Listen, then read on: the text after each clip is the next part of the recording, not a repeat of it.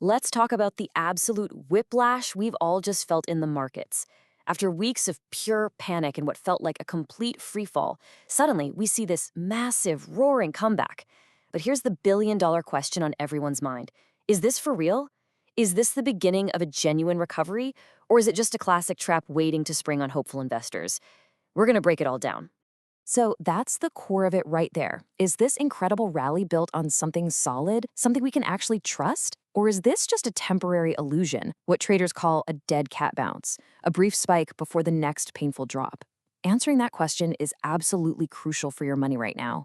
You know, to really figure out if this recovery is legit, we first have to understand what caused the meltdown in the first place. This wasn't just a small correction, folks. This was sheer, unadulterated panic.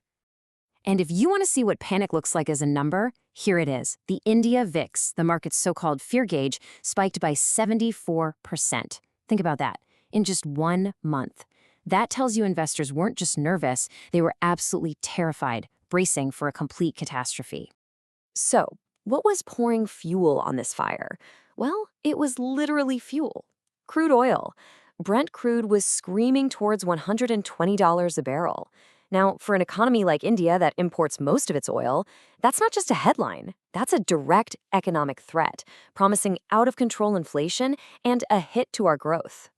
And that fear, it had very real consequences. Look at this number. On a single day, March 10th, foreign institutional investors, or FIIs, yanked out a massive 4,672 crore rupees. That's not just selling, that's a stampede for the exit. It was a huge vote of no confidence from global money. But then, just as things looked their absolute bleakest, the entire story changed. The one thing that was causing all the pain, the price of crude oil, did a complete 180. And what a whiplash it was. I mean, 1 minute we're staring down the barrel of $120 oil and all the economic damage that comes with it. The next, prices are plummeting below $90. Why? Well, it was all sparked by a comment from the US president hinting at a possible diplomatic solution with Iran. Suddenly, the entire market could breathe again. Now, if you're wondering why this one thing matters so much to India, this chart explains it all. We import nearly 89% of our crude oil. We are completely exposed to global prices. So when oil falls, it's like a massive shot in the arm for our economy.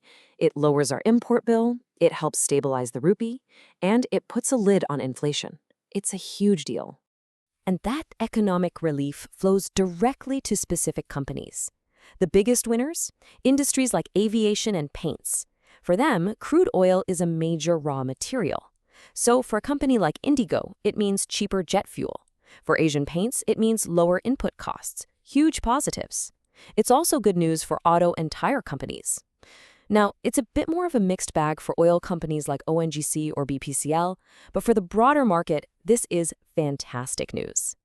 So this massive reversal in oil has created the perfect setup for a classic market battle. You've got the bulls, who are super optimistic and think the worst is behind us. And then you have the bears, who are skeptical and think this is just a temporary bounce. Let's break down the two arguments. The bulls are saying, hey, the oil collapse is a fundamental game changer for India. Our domestic investors are buying up everything, our economy is still growing, and the fear index is dropping. This rally is real. But the bears are waving a big red flag.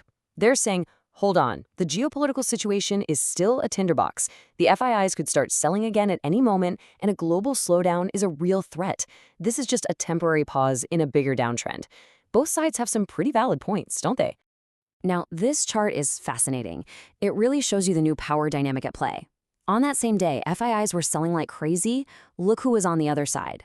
Our own domestic institutional investors. Our mutual funds, our insurance companies, they bought even more. They soaked up all that selling and then some.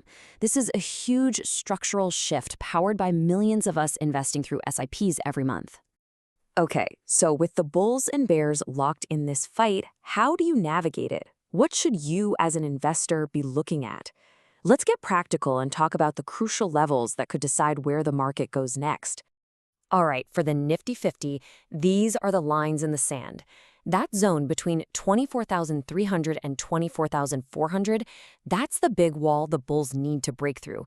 If they can push past that with conviction, it's a very strong signal. On the flip side, 23,900 is the immediate safety net. If we break below that, watch out. That could be the danger zone where selling picks up speed. And here's some really level-headed advice from an expert. Shrikthot Chauhan over at Kotak Securities is basically saying, don't get carried away. As we get close to that heavy resistance zone, it's probably smart to trim some of your weaker bets, not to blindly chase the market higher. It's a call for being tactical, not emotional. Okay, so we've looked at the crash, we've analyzed the massive pivot in oil, and we have a playbook. Let's put it all together. What's the final verdict? Is this a rally we should be jumping into, or a trap we need to sidestep? So here's the bottom line. This isn't just a random bounce. The fact that it's being driven by the collapse in crude oil prices gives it a real fundamental backbone.